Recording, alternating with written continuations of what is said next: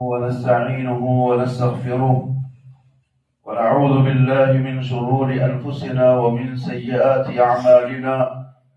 من يهده الله فلا مضل له ومن يضلل فلا هادي له، وأشهد أن لا إله إلا الله وحده لا شريك له، وأشهد أن محمدا عبده ورسوله أرسله بالهدى ودين الحق ليظهره على الدين كله ولو كره المشركون. اللهم صل على محمد وعلى آل محمد كما صليت على إبراهيم وعلى آل إبراهيم. اللهم بارك على محمد وعلى آل محمد كما باركت على إبراهيم وعلى آل إبراهيم إنك حميد مجيد. أما بعد، فإن خير الكلام كلام الله، وخير الهدي هدي محمد صلى الله عليه وسلم، وشر الأمور محدثاتها، وكل محدثة بدعة، وكل بدعة ضلالة، وكل ضلالة في النار. أيها الناس، أوصيكم عباد الله وإياي أولا بتقوى الله. أعوذ بالله من الشيطان الرجيم. يا أيها الذين آمنوا اتقوا الله حق تقاته ولا تموتن إلا وأنتم مسلمون. يا أيها الذين آمنوا اتقوا الله وقولوا قولا سديدا يصلح لكم أعمالكم ويغفر لكم ذنوبكم، ومن يطع الله ورسوله فقد فاز فوزا عظيما. يا أيها الناس اتقوا ربكم الذي خلقكم من نفس واحدة وخلق منها زوجها وبث منهما رجالا كثيرا ونساء، واتقوا الله الذي تساءلون به والأرحام إن الله كان عليكم رقيبا. അല്ലാഹുവിന്റെ സത്യവിശ്വാസികളായ അടിമകൾ, ഉടമസ്ഥനായ അല്ലാഹുവിന്റെ വിധിവിലക്കുകളെ സൂക്ഷിച്ചുകൊണ്ട് ജീവിക്കുവാനും അതിൽ കൂടി ദുനിയാവിലും നാളെ ആഖിറത്തിലും വിജയം കരസ്ഥമാക്കുവാനും ആദ്യമായി എന്നോടും തുടർന്ന് നിങ്ങൾ ഓരോരുത്തരോടും ഉപദേശിക്കുന്നു, വസിയ്യത്ത് ചെയ്യുന്നു. അല്ലാഹു സുബ്ഹാനഹു വ തആല റസൂലുള്ളാഹി സ്വല്ലല്ലാഹു അലൈഹി വസല്ലമക്ക് തങ്ങൾ അനുഭവിച്ച പ്രയാസങ്ങളും വേദനകളും കഷ്ടപ്പാടുകളും ആമുൽ ഫീലിൽ ത്വായിഫിലേക്കുള്ള യാത്രയ്ക്ക് ശേഷം അതിന് പകരമായി നൽകിയ ഒരു സന്തോഷത്തിന്റെ വകയാണ് ഇസ്രാ മിഅ്റാജ്. അതുമായി ബന്ധപ്പെട്ട ചില കാര്യങ്ങൾ നമ്മൾ കഴിഞ്ഞ ഖുതുബയിൽ സൂചിപ്പിച്ചു. ആ യാത്രയുടെ ബാക്കി ചില ഭാഗങ്ങൾ ഇൻഷാ അല്ലാഹ് മഗ്‌രിബിന് ശേഷമുള്ള ക്ലാസ്സിൽ പറയും.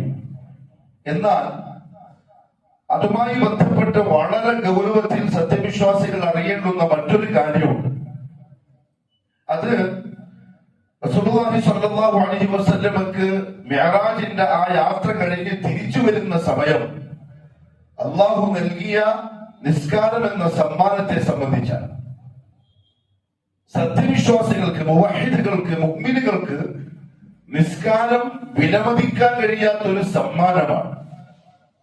ഉലമാക്കൾ പറഞ്ഞു, റസൂലുള്ളാഹി സ്വല്ലല്ലാഹു അലൈഹി വസല്ലം തങ്ങൾക്ക് അല്ലാഹു നൽകിയ മുനാജാത്ത് ഒറ്റൊരു പ്രാവശ്യം ഉണ്ടായിട്ടുള്ളൂ. അത് 1.25 ലക്ഷം അംബിയാ മുർസലീങ്ങളിൽ മുഹമ്മദ് സല്ലല്ലാഹു അലൈഹി വസല്ലമക്ക് മാത്രമേ ഉണ്ടായിട്ടുള്ളൂ. എന്നാൽ തങ്ങളുടെ ഉമ്മത്തിന് ഒരു ദിവസം 5 നേരമായി അള്ളാഹു നൽകുന്ന മുനാജാത്താണ് നിസ്കാരം. നമ്മൾ അതിനെ അങ്ങനെ കണ്ടാലേ നിസ്കാരത്തിന് രസമുണ്ടാവും, നിസ്കാരത്തിന്റെ മധുരം ആസ്വദിക്കാൻ പറ്റും. ഇല്ലെങ്കിൽ മടി വരും, അലസത വരും, ക്ഷീണം വരും. മുൻഗാമികളുടെ നിസ്കാരത്തിന് ക്ഷീണിച്ചിട്ടില്ല, അതായത് അവരുടെ റൂഹ് അലസമായിട്ടില്ല. ഇനി അഥവാ അവരുടെ ശരീരം ക്ഷീണിച്ചാൽ തന്നെ അവര് വടി കുത്തിപ്പിടിച്ച് നിന്നു, അല്ലെങ്കിൽ മതിലിനോട്, ഈത്തപ്പഴത്തിന്റെ മരമാകുന്ന തൂണിനോട്, ആ പള്ളിയിൽ അവര് ചാരി നിന്ന് പിന്നെയും നിസ്കാരം തുടർന്നു. നിർബന്ധിക്കപ്പെട്ട നിസ്കാരമല്ല. നിങ്ങൾ അങ്ങനെ വഴി പിടിച്ച് നിൽക്കണം, മതിലിനോട് ചാരി നിൽക്കണം, കഷ്ടപ്പെട്ടാലും നിസ്കരിക്കണം, അതൊന്നുമില്ല. പക്ഷെ നിസ്കാരം തുടങ്ങിയ അവർക്ക് റബ്ബുമായിട്ടുള്ള മുനാജാത്തിന്റെ രസം അനുഭവപ്പെട്ടപ്പോൾ നിർത്താൻ അവർക്ക് സാധിച്ചില്ല. ഇത് പറയുമ്പോൾ ഞാൻ എന്നെയും നിങ്ങളെയും ഒന്ന് പരിശോധിക്കണം. നിസ്കാരത്തിന്റെ കാര്യത്തില് നമ്മൾ എങ്ങനെയാ ഉള്ളത്? മുനാജാത്ത്. അതുകൊണ്ട് അലി ഇബ്നു അബീ ത്വാലിബ് റളിയല്ലാഹു അൻഹു പള്ളിയിൽ നിന്ന് വാക്ക് കേട്ടാൽ അദ്ദേഹത്തിന്റെ മുഖമാകെ മാറും, ശരീരം വിറക്കാൻ തുടങ്ങും. പണിയാളികൾ ചോദിക്കും, തങ്ങളെ എന്താ സംഭവിച്ചത്? അപ്പൊ പറയുന്നൊരു വാക്കുണ്ട്, എന്റെ റബ്ബിന്റെ മുനാജാത്തിന് വിളിച്ചിരിക്കുകയാണ്. മുനാജാത്ത് എന്ന് പറഞ്ഞാൽ അഭിമുഖ സംഭാഷണം, നേർക്ക് നേരെ മുഖാമുഖം കണ്ടിട്ടുള്ള ഇബാദ. എന്റെ റബ്ബിനെ വിളിച്ചിരിക്കുക, പിന്നെ എങ്ങനെയാ എനിക്ക് വരയിൽ വരാതിരിക്കുക? ആരാ എന്നെ വിളിച്ചത്? റബ്ബുൽ ആലമീനാണ്. ആ ബോധത്തിൽ നിന്നാൽ നിസ്കാരത്തിന്റെ ഗൗരവം അറിയും. 50 വക്ത് അല്ലാഹു സുബ്ഹാനഹു വ തആല നബി സല്ലല്ലാഹു അലൈഹി വസല്ലം തങ്ങൾക്ക് ആദ്യം കൊടുത്ത്. ചരിത്രം നമുക്കറിയാം. മൂസ നബി അലൈഹിസ്സലാത്തു വസ്സലാം തിരിച്ചു പോകാൻ ആവശ്യപ്പെട്ട് 9 പ്രാവശ്യം മടങ്ങി ഈ ഉമ്മത്തിനെ പറ്റി ഓർത്തിട്ടാണ്. 10ാമത്തെ പ്രാവശ്യം നബി സല്ലല്ലാഹു അലൈഹി വസല്ലം പറഞ്ഞു, ഇനി എനിക്ക് പോവാൻ കഴിയില്ല. 50നെ അല്ലാഹു 5 വെച്ച് കുറച്ച് അവസാനം 5 ആക്കി തന്നിട്ട് ഇനിയും പോവാൻ എനിക്ക് നാണാവുന്നു, എനിക്ക് ലജ്ജയാവുന്നു. ഒരു ദിവസം 5 നേരം പോലും എന്റെ ഉമ്മത്തിൽ നിസ്കരിക്കാൻ പറ്റൂലേ, ഇനി ഞാൻ പോകൂല. അല്ലാഹു സുബ്ഹാനഹു വ തആല ഈ 5ആയി ചുരുക്കിയതിന് ശേഷം നബി സല്ലല്ലാഹു അലൈഹി വസല്ലമയോട് പറഞ്ഞു, ഖദ് അംദൈതു ഫരീദതി, നിങ്ങളുടെ ഉമ്മത്തിന് ഞാൻ നിർബന്ധമാക്കിയത് 50 വക്ത്, അത് ഞാൻ നിങ്ങളെ ഏൽപ്പിക്കുകയും ചെയ്തു. പക്ഷെ നിങ്ങളുടെ ഉമ്മത്തിനോടുള്ള ഈ ഒരു സ്നേഹവും വാത്സല്യവും ദയയും പരിഗണിച്ച് എന്റെ അടിമകൾക്ക് ഞാനത് ലഘുവാക്കി കൊടുത്തു. അല്ലാഹു റബ്ബുൽ ഇസ്സത്ത് ലഘുവാക്കി തന്ന 5 നേരത്തെ നിസ്കാരം കൃത്യമായി നിർവഹിക്കാൻ ഒരു മുഅ്മിന് സാധിക്കുന്നില്ലെങ്കിൽ സംതിങ് റോങ്. ഒരു ഖൽബിന് എന്തോ പ്രശ്നമുണ്ട്. അവന്റെ റൂഹിന് കൊടുക്കുന്ന വെള്ളവും വളവും എന്തോ കുറയുന്നുണ്ട്. ഈമാനിന്റെ നൂറ് കെട്ടുപോകുന്നുണ്ട്. അതുകൊണ്ടാണ് സാധിക്കാത്തത്. അതുകൊണ്ടാണ് അല്ലാഹു സുബ്ഹാനഹു വ തആല പറഞ്ഞത്, ആർക്കറിയോ നിസ്കാരം ഭാരമാവുക? നിസ്കരിക്കാതിരിക്കുന്നവരല്ല. വാക്ക് ശ്രദ്ധിക്കണേ.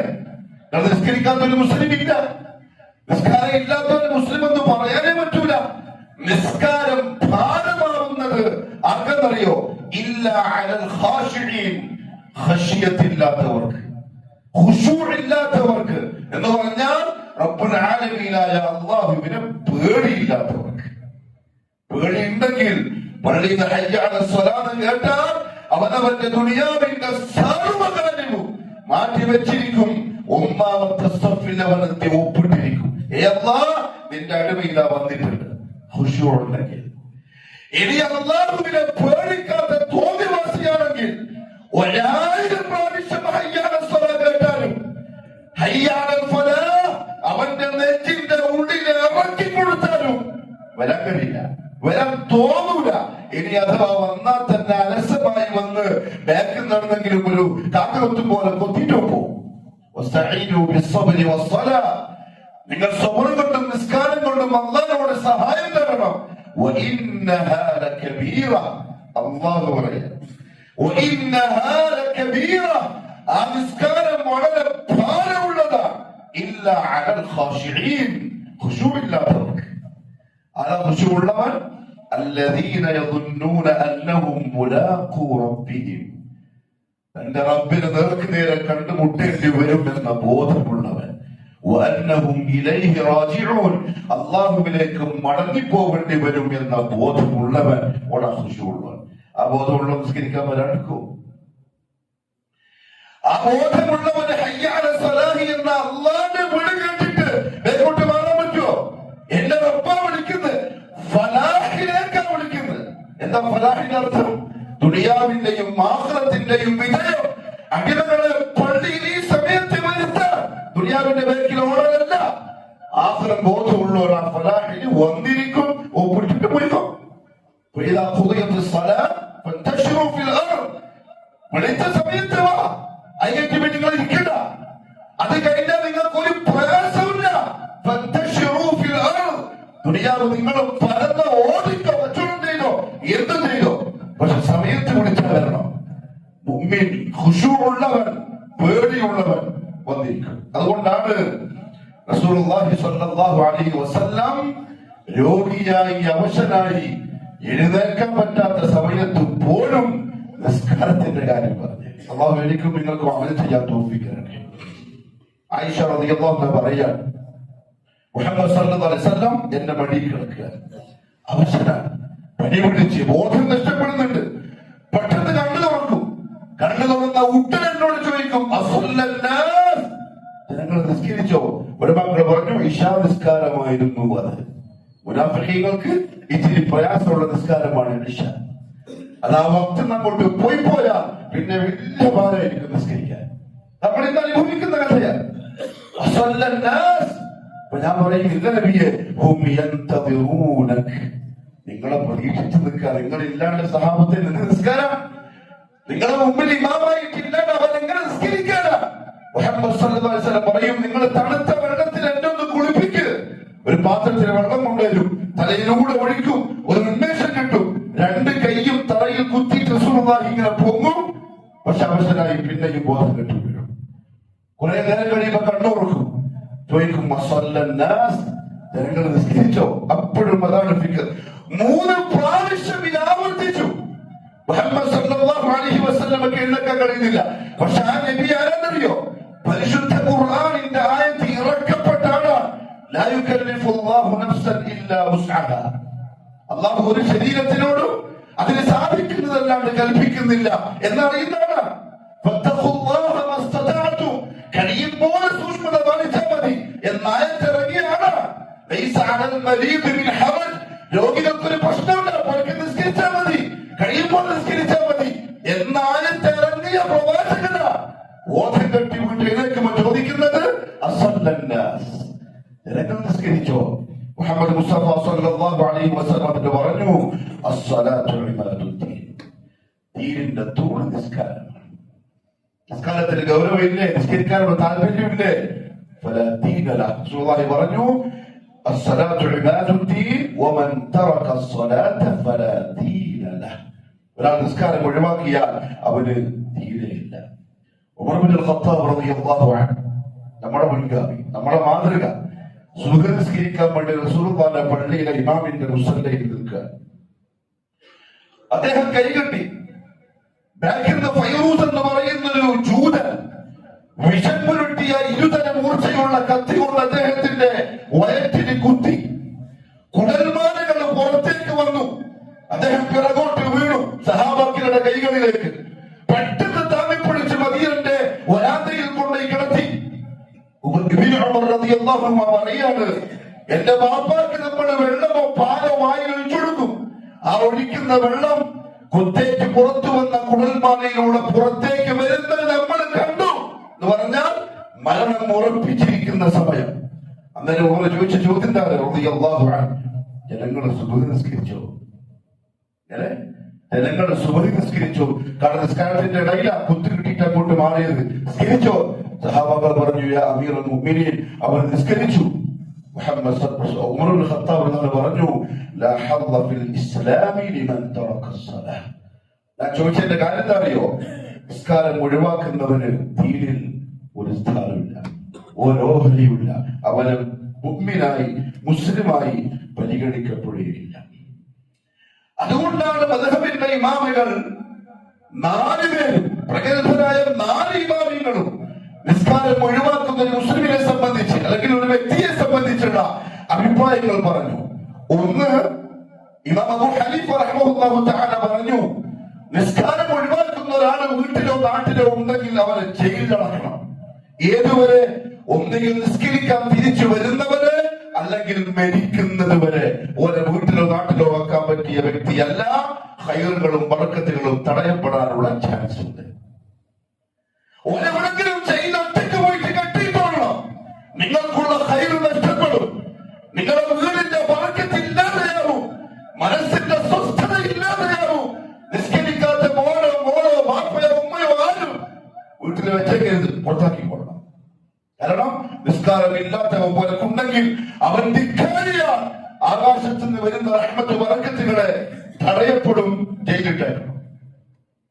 ചിലവരുടെ മക്കൾ പറഞ്ഞു, ഇമാം മാലിക് റഹ്മത്തുള്ളാഹിയെ പോലുള്ളവർ 3 ദിവസം അവന് തൗബ ചെയ്യാനുള്ള ചാൻസ് കൊടുക്കണം. നാട്ടിലെ ഖാദി അല്ലെങ്കിൽ വീട്ടിലെ ഉടമസ്ഥൻ, ഉപ്പ ഉമ്മ മക്കളെ വെച്ചിട്ട് പറയണം 3 ദിവസം തരാം, തൗബ ചെയ്യണം, നിസ്കാരം തുടങ്ങണം. 3 ദിവസം കഴിഞ്ഞിട്ടും നിസ്കരിക്കുന്നില്ലെങ്കിൽ അവനെ നാട് കടത്തണം. എന്തിനാ നാട് കടത്തുന്നറിയോ? ചിലപ്പോ അവന്റെ മാഹാവിലെ ചുറ്റുപാട് അങ്ങനെ ആയതുകൊണ്ടായിരിക്കും നിസ്കരിക്കാത്തത്. അത് മാറിയിട്ടെങ്കിലും നിസ്കാരം തുടങ്ങാൻ, എന്നിട്ടും നിസ്കരിക്കുന്നില്ലാതെ കണ്ടാൽ അവനെ കൊണ്ടുവന്നിട്ട് കൊന്നു കളഞ്ഞേക്കണം. ജീവിക്കാൻ അർഹതയുള്ളവനല്ല അവൻ. ഈ ഭൂമിയിൽ ജീവിക്കാനുള്ള ക്വാളിറ്റി ഇല്ല. എന്തുകൊണ്ടെന്നറിയോ? ഉടമസ്ഥനായ റബ്ബുൽ ഇസ്സത്തിന്റെ വെളിക്കുത്തരം നൽകാതെ ധിക്കാരം കാണിക്കുന്നവൻ ഭൂമിക്ക് വേണ്ടാത്തവനാ. അവൻ ഭൂമിക്ക് ഭാരമാ. ആകാശത്തിലുള്ളവൻ ശമിച്ചുകൊണ്ടിരിക്കുന്നവനാ. ദീനിനെ വകവെക്കാത്തവനാ. കൊന്നുകളഞ്ഞേക്കണം. ജീവിക്കാൻ അർഹതയില്ല. നിസ്കാരമില്ലെങ്കിൽ ഇമാം അഹ്മദ് ബിൻ ഹംബൽ റഹിമഹുല്ലാഹു തആല പറഞ്ഞു, തൗബ ചെയ്യാനുള്ള ചാൻസ് ഒന്നുമില്ല, നിസ്കരിക്കുന്നില്ല എന്ന് കണ്ടാൽ പിടിച്ചു കൊണ്ടേക്കൊള്ളണം, കുത്തിരി കൊന്നോളണം. ഖലാസ് കഴിഞ്ഞു. പ്രിയപ്പെട്ടവരെ, അല്ലാഹു റബ്ബുൽ ഇസ്സ ആകാശത്തിന് നിർബന്ധമാക്കിയ ഒരേ ഒരു അമൽ നിസ്കാരം. അലസത പാടില്ല. അതുകൊണ്ട് തന്നെ ബഹുമാനപ്പെട്ട ഉലമാക്കൾ നിസ്കാരം ഒഴിവാക്കുന്ന ഒരാൾക്കുള്ള ദുന്യവിയായ അകത്തിൽ പോയി കുഫറായി ദുന്യവിയായ ശിക്ഷാ നടപടികളെ സംബന്ധിച്ച് പറഞ്ഞപ്പം അവര് പറഞ്ഞു, ഒന്ന് ഇസ്തത, നേരത്തെ പറഞ്ഞപ്പോൾ തൗബ ചെയ്യാൻ ആവശ്യപ്പെടുക. തൗബ ചെയ്തു, നിസ്കാരം തുടങ്ങി, വിട്ടോളെ. ഇല്ലെങ്കിൽ കൊല്ലപ്പെടും. പിന്നെയോ നമുക്കിത് ഇന്ത്യരാജ്യത്ത് നിസ്കരിക്കാത്തവരെ കുറിച്ച് കൊല്ലാനൊന്നും കഴിയില്ല. അവിടെ മക്കൾ നിയമം ഇപ്പം നടപ്പിലാക്കാൻ സാധിക്കൂല. പക്ഷേ നടപ്പിലാക്കേണ്ടുന്ന ചില കാര്യങ്ങളുണ്ട്. ഒന്ന്, അവൻ അവന്റെ ഉപ്പാന്റെ അനന്തരാവകാശത്തിന്റെ അർഹനല്ല. ബാപ്പ വലിയ പൈസക്കാരനായിരിക്കും, മോൻ നിസ്കരിക്കൂല, അല്ലെങ്കിൽ മോള് നിസ്കരിക്കൂല. ഉപ്പ മരിക്കുമ്പോ കണക്ക് പറയാൻ വരും. ബാക്കി മക്കൾ നിർബന്ധമായും അനന്തര സ്വത്തിൽ നിന്നും അവനെ ഒഴിവാക്കിയേക്കണം. കാരണം നിസ്കരിക്കാത്ത ആ മകൻ കാഫിറ, മരിച്ച ഉപ്പ മുഅ്മിന. മുഅ്മിനായ ഉപ്പാന്റെ സ്വത്ത് കാഫിറായ മക്കൾക്ക് അവകാശമില്ല. ബാപ്പാക്ക് അവന്റെ സ്വത്തിൽ ഇങ്ങോട്ടും അവകാശമില്ല. മോമിന്റെ പൈസക്കാരന, ബാപ്പ നിസ്കരിക്കൂല, അല്ലെങ്കിൽ മോൻ നിസ്കരിക്കൂല. കാഫിറിന്റെ സ്വത്ത് അങ്ങോട്ടുമില്ല ഇങ്ങോട്ടുമില്ല. അത് കണ്ടു കെട്ടിക്കൊള്ളണം. മാത്രമല്ല, ആ മയ്യത്തിനെ കുളിപ്പിക്കാനും പാടില്ല. അവന്റെ റൂഹ് ചീഞ്ഞ നാറിയ മലിനമായ റൂഹ ശരീരം നിങ്ങൾ കുളിപ്പിച്ച് കർപ്പൂരം തേച്ച് ഊത് പറച്ച് മണപ്പിച്ചിട്ടും ആകാശലോകത്ത് മണമൊന്നും ഉണ്ടാവില്ല. കുളിപ്പിച്ചിട്ട് കാര്യമില്ല. മുസ്ലിമീങ്ങള് ആ മയ്യത്തിനെ കുളിപ്പിക്കൂല. വെള്ള തുണിയിൽ അവനെ ദഫൻ ചെയ്യാനും പാടില്ല. കണ്ടെന്നറിയോ? നിസ്കാരം ഒഴിവാക്കുന്ന അവന് ഇസ്ലാമിൽ യാതൊരു സ്ഥാനമില്ല. മുഅ്മിൻ മരിച്ചാൽ, നിസ്കാരക്കാരൻ മരിച്ചാൽ വെള്ള തുണിയിൽ കർപ്പൂരമിട്ട് അത്തറ് പൂശി അവനെ വളരെ വൃത്തിയോടെ കുളിപ്പിച്ച് 3 തുണിയിൽ പൊതിഞ്ഞ് ബഹുമാനത്തോടെ കവർ കൊണ്ടുപോയി വെക്കും. നിസ്കാരമില്ലാത്ത ഇവനെ കൊണ്ടുപോയിട്ട് കുളിച്ചിട്ട് പോകണം. കുളിപ്പിക്കലുമില്ല, ദഫൻ ചെയ്യലുമില്ല. മുസ്ലിമീങ്ങളുടെ ഖബർസ്ഥാനിൽ ഖബറടക്കാനും പാടില്ല. മുസ്ലിമീങ്ങളുടെ ഖബർസ്ഥാനിൽ അവർ 6 അടി മണ്ണ് കൊടുത്തൂടാ. ദീനുൽ ഇസ്ലാമിന്റെ നിയമം. എന്തുകൊണ്ട്? അള്ളാന്റെ വിളിക്കുത്തരം നൽകാത്തവൻ അള്ളാഹുവിന് വെറുപ്പുള്ളവനാ. മുസ്ലിമീങ്ങളുടെ ഖബർസ്ഥാനിൽ കിടക്കാൻ പോലും ഒരു അവകാശമില്ല. നിസ്സാര സംഗതി എല്ലാ നേരത്തെ നിസ്കാരം. അതുകൊണ്ട് തന്നെ പ്രിയപ്പെട്ടവരെ, അല്ലാഹു സുബ്ഹാനഹു വ തആല പരിശുദ്ധ ഖുർആനിൽ കർശനമായി പറഞ്ഞു, മുസ്ലിമീങ്ങളെ നിസ്കരിക്കൂന്നല്ല. കളവരുടെ കാര്യമില്ല. മുഅ്മിനീങ്ങളെ നിസ്കരിക്കുന്നവരെ നിസ്കാരം നിങ്ങൾ നിലനിർത്തണം. എന്താ ഇഖാമത്തു സ്വലാത്ത് എന്ന് പറഞ്ഞാൽ? 5 കാര്യങ്ങളാണ്. ഒന്ന്, അൽ ഇത്മാം. നമുക്ക് തോന്നിയ പോലെ നിസ്കരിച്ചിട്ടാണ്. പണ്ടേ നമ്മളിങ്ങനെ പഠിച്ചത്. നമ്മുടെ ശരീരം ഒരു യന്ത്രം കണക്കെ ഇതാണ് ശീലിച്ചത്. കൈകെട്ടുന്നു, പോകുന്നു, പോകുന്നു, എന്തെല്ലോ പറയുന്നു.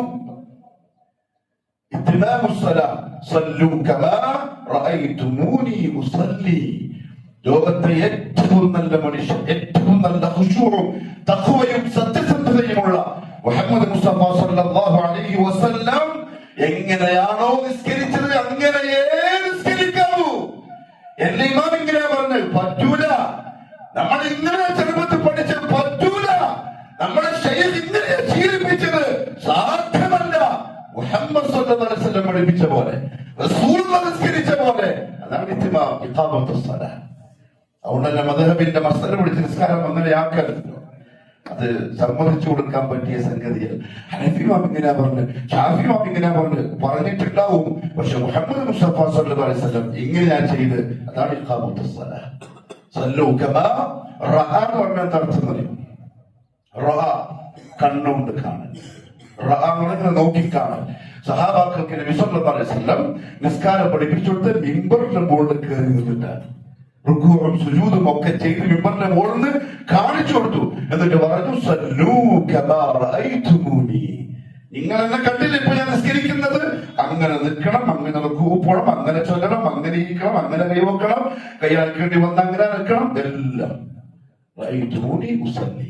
ഇഖാമത്തുസ് സ്വലാത്തിന്റെ ഒന്നാമത്തെ ഭാഗം അതാ. രണ്ട്, അൽ ഖുശൂഉ വത്തദർറു, ഖുശൂഉള്ള നിസ്കാരമായിരിക്കണം.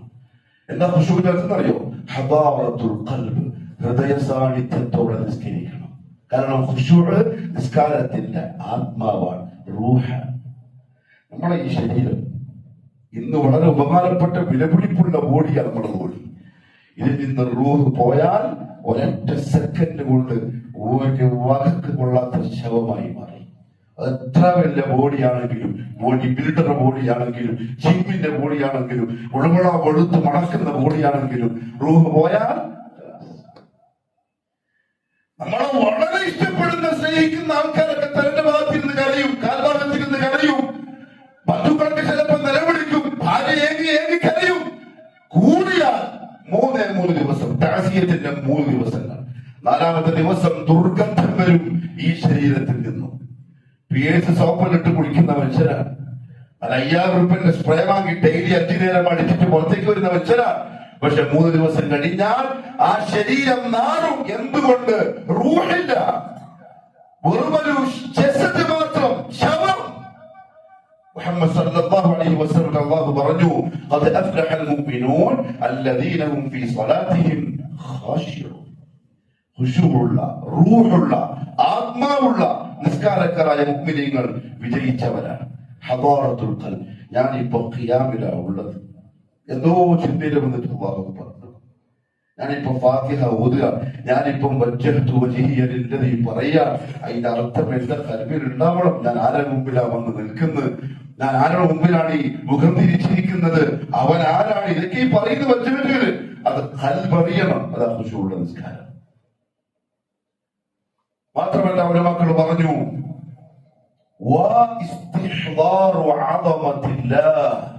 ആരെ മുമ്പിലാണ് നിൽക്കുന്നത് എന്ന ബോധത്തോടെ വേണം നിസ്കരിക്കാൻ നിൽക്കാൻ. അത് നമുക്ക് ദുന്യവയായിട്ട് തന്നെ മനസ്സിലാവല്ലോ. എല്ലാവരുടെ മുമ്പിലും ഒരേപോലെ നമ്മൾ വർത്താനം പറയാം, എല്ലാവരോടും ഒരുപോലെയല്ല നമ്മൾ ഇടപെടുക. നമ്മുടെ അടുത്ത ചങ്ങായിനോട് വേറെ ലെവലായിരിക്കും, കുറച്ച് ബഹുമാനിക്കുന്ന ആളോട് വേറെ ആയിരിക്കും, വല്ലാണ്ട് ആദരിക്കുന്ന ആളോട് വേറെ ആയിരിക്കും. നിങ്ങൾ നിൽക്കുന്നത് റബ്ബുൽ ആലമീന്റെ മുന്നിലാണ്. നിങ്ങളോ ഒരാബിദ് നിൽക്കുന്ന നിങ്ങൾ യാ അയ്യുഹന്നാസു അൻതുമുൽ ഫുഖറാഉ ഇലല്ലാഹ് വല്ലാഹു ഹുവൽ ഗനിയ്യുൽ ഹമീദ്. പറഞ്ഞ വാക്കിന് അർത്ഥം എന്താ അറിയോ? ഖുർആന്റെ ആയത്താണത്. മനുഷ്യന്മാരെ, ഓരോ സെക്കൻഡിലും നിങ്ങൾ അല്ലാഹുവിലേക്ക് ആവശ്യമാണ്. ഓരോ സെക്കൻഡിലും കണ്ണൊന്ന് പൂട്ടി തുറക്കാൻ, കൈയൊന്ന് ചലിപ്പിക്കാൻ, ഇതിന്റെ ഉള്ളിൽ പടക്കുന്ന ഹൃദയമില്ലേ, അതിന്റെ മിടുപ്പ് നിൽക്കാതിരിക്കാൻ നിങ്ങൾ അല്ലാഹുവിലേക്ക് ആവശ്യക്കാരാണ്. ആ റബ്ബിന്റെ മുമ്പിലാണ് പോയി നിൽക്കുന്നത്. ദുനിയാവില് ഒരു കച്ചവടക്കാരല്ലേ, നിങ്ങൾക്ക് പെട്ടെന്ന് മനസ്സിലാവും. ഒരു ബിസിനസ് മീറ്റിംഗ്, നമ്മുടെ വർത്താനത്തിനും പെരുമാറ്റത്തിനും മയങ്ങിയിട്ട് അയാൾ എങ്ങനെയെങ്കിലും നമുക്ക് ആ കച്ചവടം തരണം എന്നാണെങ്കിൽ എങ്ങനെയായിരിക്കും നിൽക്കുക? എങ്ങനെയായിരിക്കും വർത്താനം പറയാൻ? ഓരോ സെക്കൻഡിലും നിങ്ങൾ ആവശ്യക്കാരായിട്ടുള്ള അള്ളാന്റെ മുമ്പില് എങ്ങനെയാണ് നിങ്ങൾ നിൽക്കേണ്ടത്? അള്ളാഹു മനസ്സിലാക്കാനുള്ള തൗഫീഖ് നസീബാക്കി തരട്ടെ. അദമത്തുള്ള എന്റെ പ്രിയപ്പെട്ട മടിക്കേരിയിലെ മുഅ്മിനീങ്ങളെ, അള്ളാഹു ആര് എന്ന ചോദ്യത്തിന്റെ ഉത്തരം അറിയില്ലെങ്കിൽ നമ്മുടെ നിസ്കാരം പൂജ്യമാണ്. ആരെ മുമ്പിലാണ് നിൽക്കുന്നത് എന്നറിയാണ്ട് നിസ്കരിക്കുന്നതെങ്കിൽ മുഹമ്മദ് മുസ്തഫ സല്ലല്ലാഹു അലൈഹി വസല്ലം പറഞ്ഞു, പഴന്തുണി വലിച്ചെറിയും പോലെ ആഖിറത്തിൽ അവന്റെ മുഖത്തേക്ക് ആ നിസ്കാരം വലിച്ചെറിയും. കൊണ്ടുപോണ എന്തിനാന്ന് ചോദിച്ചാൽ നിസ്സാര സംഗതിയല്ല. മാത്രമല്ല, മൂന്നാമത്തെ കാര്യം ഇഖാമത്തു സ്വലാത്ത് എന്ന് പറഞ്ഞാൽ അൽ മുഹാഫദതു അലാ ഔഖാതിഹാ, സമയത്തെ പരിഗണിച്ച് നിസ്കരിക്കലാണ്. ഓരോ നിസ്കാരത്തിനും അതിൻ്റെതായ സമയം നബി സല്ലല്ലാഹു അലൈഹി വസല്ലം പറഞ്ഞു തന്നിട്ടുണ്ട്. ആ സമയത്ത് തന്നെ നിസ്കരിക്കണം. ഇല്ലെങ്കിൽ മലക്കുകൾ നിസ്കരിച്ചതായിട്ട് എഴുതും. കാരണം മലക്കുകൾ ഏൽപ്പിച്ച ജോലി എന്താ? ആ തടി ചെയ്യുന്ന കാര്യങ്ങളും പറയുന്ന കാര്യങ്ങളും എഴുതാൻ വേണ്ടിയിട്ടാണ്. അതേ മലക്കുകൾക്ക് അറിയില്ല, അപ്പുറത്ത് മലക്കുകൾ നോക്കൂല, അറിയൂല. എട്ടുമൂല അവർ എഴുതും, നിങ്ങൾ എന്താണോ ചെയ്യുന്നത് അത് എഴുതിയിട്ടുണ്ടാവും.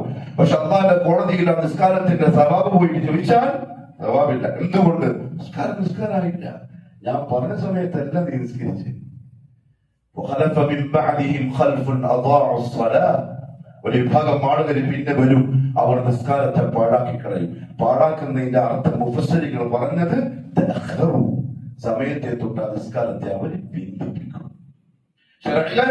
നിസ്കാരം പിന്തിപ്പിക്കാൻ ഉറങ്ങിപ്പോവുക, അത് മറന്നു പോവുക, അല്ലെങ്കിൽ ബാക്കി എല്ലാം മാറ്റിവെച്ചവൻ വന്നിരിക്കും ആ സമയത്ത് നിസ്കരിക്കാൻ. സമയത്തെ തൊട്ട് പിന്തിപ്പിച്ച അവൻ അവന്റെ ശഹവത്തിനെ പിൻപറ്റും. നിസ്കരിച്ചത് ഓർക്കപ്പെട്ട സമയത്തായിരിക്കും, ഞാൻ കൽപ്പിച്ച സമയത്തായിരിക്കൂല. അവിടെ നിസ്കാരമായിട്ട് ഞാൻ പരിഗണിക്കൂല. ഞാൻ അവനെ നരകത്തിലിട്ട് കത്തിക്കാൻ പോവാണ്. ആ നിസ്കാരക്കാരനെ അള്ളാഹു മനസ്സിലാക്കാനുള്ള തൗഫീഖ് നസീബാക്കി തരട്ടെ. അവസാനമായി, നിസ്കരിക്കാൻ വേണ്ടി നിൽക്കുന്നവൻ നിസ്കാരത്തിനായി നിൽക്കും എന്ന് പറഞ്ഞാൽ അങ്ങനെ എന്തോ തിരക്കിലാണുള്ളത്. ചങ്ങന്മാർ അങ്ങോട്ടും ഇങ്ങോട്ടും പറയാം, നിസ്കരിച്ചിട്ട് വരാം, അത് തീർന്നല്ലോ. നിസ്കാരമല്ല, നമുക്ക് നിസ്കാരം തീർത്ത് കളയാം, അവിടെ സമാധാനമായല്ലോ. അല്ല, ഭക്ഷണം മുമ്പിൽ വന്നു, നിസ്കരിക്കാലോ, നമ്മൾ റാഹത്തായിട്ട് തിന്നാലോ. ആദ്യം ഭക്ഷണം കഴിച്ചിട്ട് മനസ്സിന്റെ ആർത്തി അങ്ങ് തീർക്കണം. ആദ്യം തിന്നിട്ട് മനസ്സിന്റെ ആ ആശങ്ക തീർക്കണം, എന്നിട്ട് സമാധാനത്തിൽ നിസ്കരിക്കാൻ നിൽക്കണം. നിസ്കാരത്തിന്റെ ഫർദുകളിൽ പണ്ട് നമ്മൾ പഠിച്ചിട്ടുണ്ടാവും. 9-ാമത്തേത് അനക്കമടങ്ങൽ എന്ന് പറഞ്ഞാൽ ബാക്കിൽ നിന്ന് നോക്കുന്ന ഒരാൾക്ക് ഇവൻ അള്ളാന്റെ മുമ്പിലാണ് നിൽക്കുന്നത് എന്ന് തോന്നണം. ആ രീതിയിൽ വേണം നിസ്കരിക്കാൻ. അള്ളാഹു തൗഫീഖ് നസീബാക്കി തരട്ടെ. പ്രിയപ്പെട്ടവരെ, അഥവാ അത് പരിഗണിക്കുന്നില്ലെങ്കിൽ റസൂലുള്ളാഹി സ്വല്ലല്ലാഹു അലൈഹി വസല്ലം നിസ്കാരം നിർവഹിക്കുന്ന ഒരാളെ മുഅ്മിനായി പരിഗണിച്ച് ആ പ്രാധാന്യം അവർക്ക് കൊടുത്തിട്ടുണ്ട്. ഒരു ദിവസം ഒരു യുദ്ധം കഴിഞ്ഞ് മടങ്ങി വന്ന് നബി സല്ലല്ലാഹു അലൈഹി വസല്ലം ഗനീമത്ത് ഭാഗിക്കുക, പട്ടാളക്കാർക്ക് ഗനീമത്ത് സ്വത്ത് വീതിച്ചു കൊടുക്കുക. ആ സമയത്ത് ഒരാൾ പറഞ്ഞു, യാ റസൂലല്ലാഹ് ഇത്തഖില്ലാഹ്, അല്ലാഹുവിന്റെ റസൂലേ, നിങ്ങൾ അല്ലാഹുവിനെ സൂക്ഷിക്കണം, വീതിക്കുമ്പോ ഏറ്റക്കുറച്ചിൽ വരാതെ. റസൂലുള്ളാഹിന്റെ മുഖാകം മാറി പറഞ്ഞതാരോട്? ഏറ്റവും വലിയ തഖ്വയുള്ള ആളോട്. അദ്ദേഹം റസൂലുള്ളാഹി പറഞ്ഞു സല്ലല്ലാഹു അലൈഹി വസല്ലം, വൈലക്, നിനക്ക് നാശം. അവലസ്തു അഹഖ അഹ്ലിൽ അർദി അൻ യത്തഖിയല്ലാഹ്, ദുനിയാവിൽ ഭൂമിയിൽ ഞാനല്ലേ അല്ലാഹുവിനെ ഏറ്റവും അധികം സൂക്ഷിക്കേണ്ടതാണ്, ഞാൻ തഖ്വ പഠിപ്പിക്കുന്ന ആളല്ലേ, ഞാൻ റസൂലല്ലേ. ഇത് കേട്ടപ്പം ഖാലിദ് ബിൻ വലീദ് റളിയല്ലാഹു അൻഹു രക്തം തിളച്ചു. കാരണം ഞാൻ പറഞ്ഞ റസൂലുള്ളാഹിനോടാണ്. അദ്ദേഹം വാളൂരി, യാ റസൂലല്ലാഹ് അലാ അദ്രിബു ഉനുഖ, ഞാൻ കൊന്നുകൊണ്ടേ കേട്ടെ ചെന്നൈയിൽ. നിങ്ങളോട് അങ്ങനെ ചോദിച്ച മര്യാദകളോട് ചോദിച്ചാണ് ഞാൻ കൊന്നേക്കട്ടെ. മുഹമ്മദ് സല്ലല്ലാഹു അലൈഹി വസല്ലം പറഞ്ഞു, ലഅല്ലഹു അൻ യകൂന യുസല്ലി, വേണ്ട, നിസ്കാരക്കാരനായിരിക്കും. വഹിദാണ് സംശയമുള്ള സഹാബിയല്ലേ, പക്ഷെ നിസ്കരിക്കുന്നുണ്ടാവും, അഥവാ നിസ്കരിക്കുന്ന മുഅ്മിനാണ് കൊല്ലണ്ടാവുന്നത്. നിസ്കാരം ഇല്ലാത്തവൻ ദീനിന് ഒരു സ്ഥാനമില്ല. ബഹുമാനപ്പെട്ട ഷെയ്ഖ് സാലിഹ് അൽ ഫൗസാൻ ഹഫിളഹുല്ലാഹു തആല ഒരു ഫത്വ പറയുക, നിക്കാഹ് കല്യാണം നടത്തുമ്പോൾ വലിയുണ്ടാവണം, പുതിയാപ്പള ഉണ്ടാവണം, 2 സാക്ഷികൾ ഉണ്ടാവണം. ഉസ്താദിന്റെ ആവശ്യമൊന്നുമില്ല, ഖത്തീബിന്റെ ആവശ്യമൊന്നുമില്ല. വലിയെന്തെയും ഖുതുബത്തുൽ ഹാജ പറഞ്ഞിട്ട് പറയും, എന്റെ മോളെ ഇത്ര മഹറിന് ഞാൻ നിങ്ങളുടെ ഭാര്യയാക്കി തൃപ്തിപ്പെട്ട് തന്നിരിക്കുന്നു. പുതിയാപ്പള പറയും, ഞാൻ സ്വീകരിച്ചു. 2 സാക്ഷികളാണ്, നമ്മൾ സാക്ഷിയാണ്, കല്യാണം കഴിഞ്ഞു. പിന്നെ ഇപ്പോഴത്തെ കല്യാണം നമ്മൾ ഉണ്ടാക്കിയ കല്യാണം അത് വേറെ. പക്ഷെ ഈ 2 സാക്ഷികൾ ആരായിരിക്കണം അറിയോ? നിസ്കാരക്കാരായിരിക്കണം. നിസ്കാരക്കാരല്ലെങ്കിൽ ആ നിക്കാഹ് ബാത്തിലാണ്. ആ നിക്കാഹ് ബാത്തിലാണ്. വിവാഹമായിട്ട് അള്ളാഹു അക്കതായിട്ട് അള്ളാഹു അത് പരിഗണിക്കൂല. കാരണം സാക്ഷികൾ ഷർത്താണ് നിക്കാഹിന്റെ. സാക്ഷികളുടെ ഷർത്താണ് അവരാരാവണം? മുസ്ലിം ആവണം. നിസ്കാരം ഒഴിവാക്കുന്നത് മുസ്ലിമല്ല, അതുകൊണ്ട് അവന്റെ ഷഹാദത്ത് സ്വീകരിക്കൂല. അങ്ങനെയാണെങ്കിൽ എത്ര വിവാഹം സാധുവായിട്ടുണ്ടാവും? നമുക്കെല്ലാം സിമ്പിളാണ്. അങ്ങനെ മതിയിപ്പ, ഇങ്ങനെ മതിയിപ്പ, അങ്ങനെ ഇങ്ങനെ പോലെ.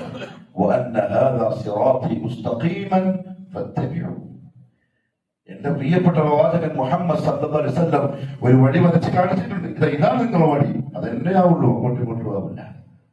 ഇനി അഥവാ പ്രിയപ്പെട്ടവരെ, ഈ ഗൗരവം, ഈ ഒരു ആവേശം നിസ്കാരത്തിന്റെ കാര്യത്തിൽ കാണിക്കുന്നില്ലെങ്കിൽ മുഹമ്മദ് മുസ്തഫ സല്ലല്ലാഹു അലൈഹി വസല്ലം തങ്ങൾ പറഞ്ഞു, നാളെ ഖിയാമത്ത് നാളിൽ വകാന യൗമൽ ഖിയാമ മഅ ഖാറൂന വഫിർഔന വഹാമാന വഉബയ്യ് ഇബ്നു ഖലഫ്.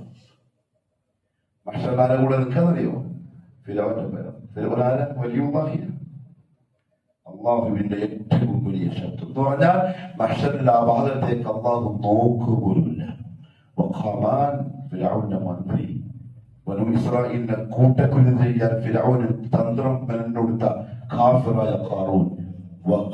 അതേ വഹാമാൻ, ഖാറൂൻ മുസ്ലിമിന്റെ കാലത്തുള്ള അഹങ്കാരിയായ പണക്കാരൻ, ധിക്കാരം കാണിച്ച് കാഫിറായി ഭൂമി വിഴുങ്ങിക്കളഞ്ഞ തോന്നിവാസി. മുഹമ്മദ് മുസ്തഫ സല്ലല്ലാഹു അലൈഹി വസല്ലം ജീവിതത്തിൽ ഒരൊറ്റ ഒരാളെ മാത്രമേ കൊന്നിട്ടുള്ളൂ, അത് ഉബയ്യ് ഇബ്നു ഖലഫാണ്. ഒരൊറ്റ ഒരാളെ. 23 കൊല്ലത്തെ പ്രവാചക ജീവിതത്തിലും അതിന് മുമ്പുള്ള 40 കൊല്ലത്തെ സാധാ ജീവിതത്തിലും ഒരാളെ കൊന്നിട്ടുള്ളൂ, ഉബയ്യ് ഇബ്നു ഖലഫ്. നാളെ ആഖിറത്തിൽ ഈ 4 തെമ്മാടികളുടെ കൂടെ ആയിരിക്കും ആര്? മുസ്ലിമായി പക്ഷെ നിസ്കാരത്തിന് ഗൗരവം കാണിക്കാത്തവർ. ശരിക്കാത്തവരല്ല, ശരിക്കാത്തവർ കാഫിറാണ്. നിസ്കാരത്തിന് ഗൗരവം കാണിക്കാത്തവർ. വഇദാ ഖാമൂ ഇലാ സ്വലാത്തി ഖാമൂ കുസാലാ. മടിയന്മാര്. ഉപ്പ നിർബന്ധിച്ചുകൊണ്ട് വന്നതാ, ഉമ്മ നിർബന്ധിച്ചുകൊണ്ട് വന്നതാ, അല്ലെങ്കിൽ ആൾക്കാർ കാണാൻ വേണ്ടി വന്നതാ. ഖാമൂ കുസാലാ. അല്ലാഹു മനസ്സിലാക്കാനുള്ള തൗഫീഖ് നൽകട്ടെ. പ്രിയപ്പെട്ടവരെ, മുഹമ്മദ് സല്ലല്ലാഹു അലൈഹി വസല്ലം തങ്ങൾക്ക് ആകാശ ലോകത്ത് വെച്ച് അല്ലാഹു നൽകിയ നിസ്കാരം സമ്മാനം 5 നേരം. ഒരു 24 മണിക്കൂറിൽ കൂടിപ്പോയാൽ 1 മണിക്കൂർ മതിയാകും. 1 മണിക്കൂർ അല്ലാഹു കൊടുക്കാൻ, അതും നല്ല ആവേശത്തിലും ഭയങ്കര ആർത്തിയിലും ഭയങ്കരമായ മാനസിക റാഹത്തിലും കൊടുക്കാൻ പറ്റുന്നില്ലെങ്കിൽ ഈമാനെപ്പറ്റി ആലോചിക്കണം, ഈമാനെപ്പറ്റി ചിന്തിക്കണം. അല്ലാഹു മനസ്സിലാക്കി അമൽ ചെയ്യാനുള്ള തൗഫീഖ് നസീബാകട്ടെ. أقول قولي هذا وأستغفر الله العظيم لي ولكم ولجميع المؤمنين فاستغفروه إنه هو الغفور الرحيم.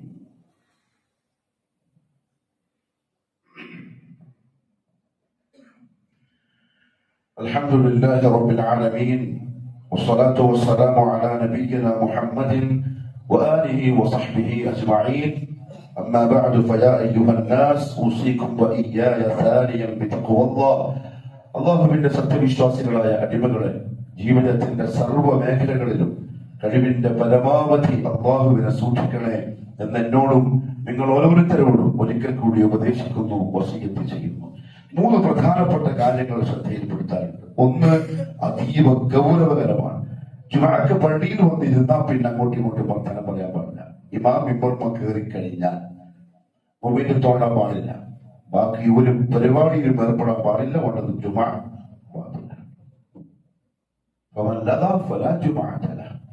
ചെയ്തിട്ട് കാര്യമില്ല. ലിസ്റ്റിൽ ആ ജുമാ ഉണ്ടാവില്ല.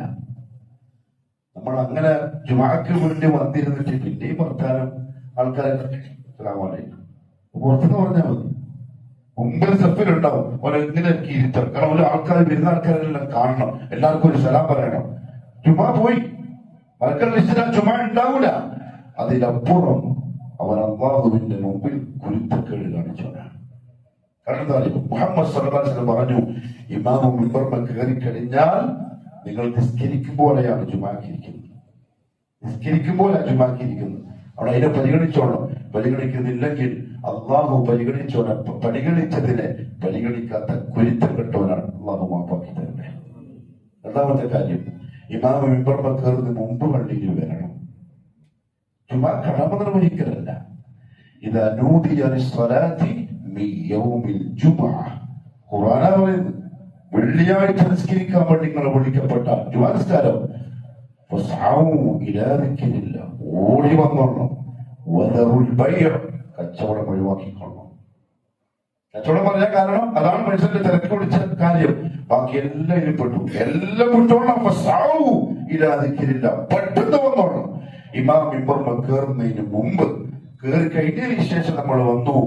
ഇവിടെ വന്നിരുന്നാലും ഇമാമിന്റെ മുസല്ലിൽ വന്നിരുന്നാലും മലക്കൾ വാക്കിന്റെ അടുത്തുണ്ട്. കയറുന്ന ആളെ പേരെഴുതാൻ ഇമാമ കയറുമ്പോ മലക്കൾ കിതാബ് കൂട്ടും. ഖുതുബ കേൾക്കാൻ നമ്മളെ പള്ളി നമ്മളെ കൂടെ വന്നിരിക്കും. മുഹമ്മദ് സല്ലല്ലാഹു അലൈഹി വസല്ലം തങ്ങൾ പറഞ്ഞു. പിന്നെ വന്നിട്ട് കാര്യമില്ല, അങ്ങനെ പോകുന്ന ഏറ്റവും നല്ലത്. മൂന്നാമത്തെ കാര്യം, പ്രിയപ്പെട്ടവരെ, ഒരു സഹായപ്പെടുത്തുകയാണ്. മണിക്കിരിക്കാരും വലിയ മുവഫഖുകളാണ്, വലിയ തൗഫീഖുള്ള ആൾക്കാരാണ്. അള്ളാഹു ഒന്നിനു പുറകെ ഒന്നായി അവസരങ്ങൾ നിങ്ങളുടെ മുമ്പ് കൊണ്ടുതരികയാണ്. ആളുകൾ ഇവർ വന്ന് സംസാരിച്ചപ്പോൾ ഞാൻ ശ്രദ്ധിച്ചൊരു വിഷയം എന്താണെന്നറിയോ? നമ്മുടെ സാധാരണ അങ്ങോട്ടും ഇങ്ങോട്ടും തമാശക്കാണെങ്കിലും പറയാറുണ്ടല്ലോ, കാറ്റിന്റെ വില കൂടി, ഇപ്പൊ ഭയങ്കര ലാഭമാണ്, അതാണ് ഇതാണ്. എന്തുകൊണ്ടായിരിക്കും? കാഫിര്യങ്ങൾ ചെയ്ത എന്തെങ്കിലും ഒന്നൊക്കെ ഇഷ്ടപ്പെട്ടിട്ടൊന്നുമല്ല. ഇവിടുത്തെ മുഅ്മിനുകളും മുവഹിദുകളും ചെയ്യുന്ന നന്മകൾ ഒന്നൊക്കെ ഇഷ്ടപ്പെട്ടുകൊണ്ടാണ്. അല്ലാണ്ട് നമുക്ക് വേറെ വിശ്വസിക്കാൻ പറ്റുമോ? ആ കാഫർ അങ്ങനെ ചെയ്തു, ഈ കാഫർ ഇങ്ങനെ ചെയ്തു, അത് അള്ളാഹ്ക്ക് ഭയങ്കര തൃപ്തിയായി, അതുകൊണ്ട് അള്ളാഹു ബർക്കത്തൊന്നുമില്ല. അള്ളാഹു പറഞ്ഞു, എന്റെ മുഅ്മിനുകളായ അടിമകളുടെ ഈമാൻ ശരിയാക്കുകയും തഖ്വയോടെ ജീവിക്കുകയും ചെയ്താൽ ഫതഹ്നാ അലൈഹിം ബറകാതിൻ മിനസ് സമാഇ വൽ അർദ്, ആകാശത്തിന്റെയും ഭൂമിയുടെയും ബർക്കത്തിന്റെ വാതിലുകൾ ഞാൻ അവർക്ക് തുറന്നു കൊടുക്കും. എന്നാൽ അങ്ങനെ തന്നെ വിശ്വസിക്കണം, അങ്ങനെ വിശ്വസിക്കണം. അവിടെ അള്ളാഹു അവസരം ഇങ്ങ് കൊണ്ടിട്ട് തരുമ്പം അതിന് തട്ടി മാറ്റരുത്, അതിനെ സന്തോഷത്തോടെ സ്വീകരിക്കണം. പ്രത്യേകിച്ച് ശഅബാൻ മാസം റമദാന്റെ മുന്നോടിയാണ്. നന്മ കൊണ്ട് തന്നെ തുടങ്ങിക്കൊള്ളി. ഹുൽസൂർ എന്നറിയുന്ന സ്ഥലമായിരിക്കും. അവിടെ ഒരു സലഫി പള്ളി നിർമ്മിക്കാൻ അവർ കുറച്ച് സ്ഥലം വാങ്ങിയിട്ടുണ്ട്. 10-15 ലക്ഷം റുപ്യ അവരുണ്ടാക്കി കൊടുത്തു. ഒരു 12 ലക്ഷം റുപ്യ എനിക്ക് കൊടുക്കാനുണ്ട്. എന്റെ റൂമിൽ അവർ വന്നിരിക്കുമ്പോൾ അവർക്ക് ഫോൺ വന്ന് ഞാൻ കേട്ടു, രജിസ്റ്റർ ചെയ്യാനുള്ള ആള് വിളിക്കാണ് പൈസ എന്ന് ചോദിച്ചിട്ട്. 2700 രൂപയാണ്, എന്റെ ഓർമ്മ ശരിയാണെങ്കിൽ 2700 രൂപ ഒരു മുസല്ലക്ക്, ഒരു നിസ്കരിക്കാനുള്ള സ്ഥലം. വെറുതെ നഷ്ടപ്പെടുത്തണ്ട, കൊടുത്തോളി. കാരണം കീശയിൽ നിന്ന് പെട്ടെന്നൊരു 2500-3000 രൂപ പോകുമ്പോ അസമയത്തൊരു ടെൻഷൻ ഉണ്ടാവും. ആ ടെൻഷന്റെ കാരണം എന്താ അറിയാം? എല്ലാവർക്കും ഉണ്ടാവും. പെട്ടെന്നൊരു 5000 രൂപ കീശയിൽ നിന്ന് പോകുമ്പോ അള്ളാഹു പറയാ, ശൈത്താൻ നിങ്ങളെ ദാരിദ്ര്യം പറഞ്ഞിട്ട് പേടിപ്പിക്കും. പൈസ പോകുമ്പോ അത് പറഞ്ഞിട്ട് പേടിപ്പിക്കും. എന്താ ചോദിപ്പിക്കാന്നറിയോ? പൈസ ഉണ്ടെങ്കിൽ വേറെ എന്തെല്ലാം ആക്കവേ, അവർക്ക് ഇത്രയും കൊടുക്കണം. ശൈത്താൻ തോന്നിപ്പിക്കും. തൊട്ടടുത്ത് അന്ന് പറയാ, പക്ഷെ അന്ന് നിങ്ങളെ വിളിക്കുന്ന കൊണ്ടാണെയോ സ്വർഗത്തിലേക്കാണ്. സ്വർഗം നിൽക്കണമെങ്കിൽ അതിന്റെ പൈസ ഇവിടെ കൊടുക്കണം. ആടെ കൊടുക്കാൻ കഴിയില്ല, ഇവിടെ പൈസ കൊടുക്കണം. എന്താഹു ആ വായത്തിൽ അങ്ങനെ പറഞ്ഞ് അവസാനിപ്പിക്കുമ്പോൾ അതിന്റെ ഗൗരവം നമ്മൾ മനസ്സിലാക്കണം. കൊടുക്കുമ്പോൾ ഒരു ടെൻഷനേ ഉണ്ടാവുള്ളൂ. അത് കഴിഞ്ഞ് നമ്മളാ പൈസ മടക്കും, ഇവിടെ കൊടുത്തതാണെങ്കിലും. പക്ഷെ ഈ കൊടുത്തത് അള്ളാഹു അത് മറക്കൂല. റസൂലുള്ളാഹി സ്വല്ലല്ലാഹു അലൈഹി വസല്ലം തങ്ങൾ ഒരു ദിവസം പെണ്ണുങ്ങളെ വിളിച്ചിട്ട് പറഞ്ഞു, യാ മഅ്ശറൻ നിസാ തസദ്ദഖ്ന, പെണ്ണുങ്ങളെ സദഖ ചെയ്തു. അതിന് കാരണം പറഞ്ഞു, ഫഇന്നി ഉരീതുകുന്ന അക്സറ അഹ്ലിന്നാർ, മുത്തഫഖുൻ അലൈഹി ഹദീസ്. ഞാൻ നരകത്തിൽ ഏറ്റവും അധികം കാണിക്കപ്പെട്ടത് നിങ്ങളെയാണ്. ഒരു മോതിരം വിരിച്ചെടുത്തോളി. ഒരു മോതിരം 1 ഗ്രാമോ 1 ഗ്രാമോ ഉണ്ടാവും, അത് പിന്നെയും വാങ്ങാൻ പറ്റും. പക്ഷെ ഈ ചാൻസ് ചിലപ്പോൾ പിന്നെ കിട്ടിക്കൊള്ളുന്നില്ല. എന്തുകൊണ്ടറിയോ? മോതിരം പോയാൽ ഒരു 10,000 രൂപ പോയി, 1 ഗ്രാമിൽ പോയാൽ ഇപ്പൊ പൈസ കൂടിയ സമയമാണ്, നന്നായിട്ട് സർക്കാർ ചെയ്യാൻ പറ്റിയ സമയമാണ്, പിന്നെ വാങ്ങാൻ പറ്റും. പക്ഷെ ഇതിന്റെ ഗുണം എന്താ അറിയോ? ഈ മുസല്ലന്റെ പൈസ നമ്മൾ കൊടുത്തു, ഖിയാമത്ത് നാൾ വരെ ഒരു മുവഹിദ് നിസ്കരിക്കുന്ന മുഴുവൻ സുജൂദിന്റെയും കൂലി ഫ്രീ ആയിട്ട് വരും. അതുകൊണ്ട് ആ ശൈത്താൻ എന്ന് പറയുന്നത് ദാരിദ്ര്യം പറഞ്ഞ് പേടിപ്പിക്കുന്നത് ആ കൂലി കിട്ടാതിരിക്കാൻ. ഇബ്നു ഹജർ റഹിമഹുല്ലാഹു തആല റസൂലുള്ളാഹി സ്വല്ലല്ലാഹു അലൈഹി വസല്ലം തങ്ങളുടെ ഒരു ഹദീസിനെ വ്യാഖ്യാനിച്ചുകൊണ്ട് പറഞ്ഞ ഒരു വാക്കുണ്ട്. തങ്ങൾ പറഞ്ഞു, അസ്സദഖത്തു ബുർഹാൻ, സദഖ തെളിവാണ്. ഇത്ര പറഞ്ഞിട്ടുള്ളൂ, സദഖ തെളിവാണ്. ഇബ്നു ഹജർ റഹിമഹുല്ലാഹു പറഞ്ഞു, എന്തുകൊണ്ടാണ് തെളിവെന്ന് പറയാൻ കാരണം, അന്നൽ മാല തുഹിബ്ബുഹു നുഫൂസ്, പൈസ ഇഷ്ടമില്ലാത്ത ആളുകൾ. ഒരാൾ വന്നിട്ട് 50,000 ഉൾപ്പെടുത്തിട്ട് പറയാം, സാഹിബ് ഇതാ എടുത്തു, ചെലവാക്കിക്കോ.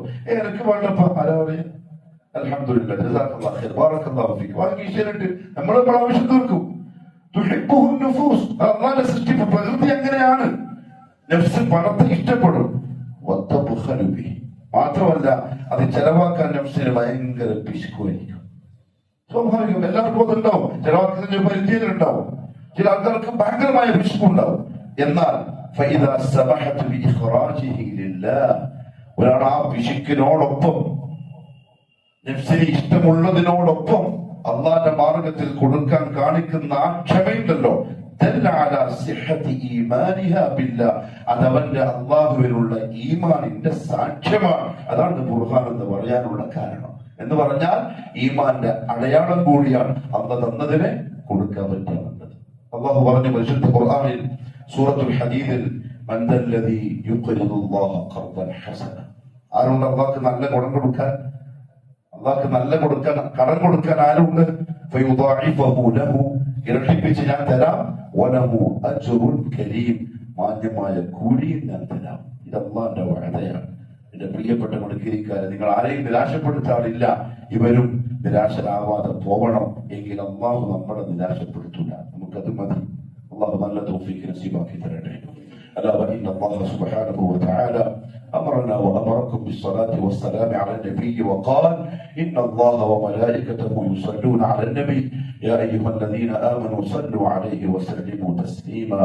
اللهم صل على محمد وعلى آل محمد كما صليت على إبراهيم وعلى آل إبراهيم. اللهم بارك على محمد وعلى آل محمد كما باركت على إبراهيم وعلى آل إبراهيم إنك حميد مجيد. اللهم ارض عن الخلفاء الراشدين وأفضل أمراء المرشدين عن أبي بكر وعمر وعثمان وعلي رضوان الله عليهم أجمعين وعن الصحابة والقرابة كلهم أجمعين.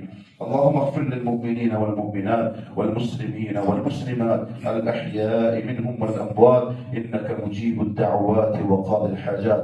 اللهم أعز الإسلام والمسلمين وأذل الشرك والمشركين وانصر الإسلام والمسلمين والمجاهدين في سبيلك يا رب العالمين.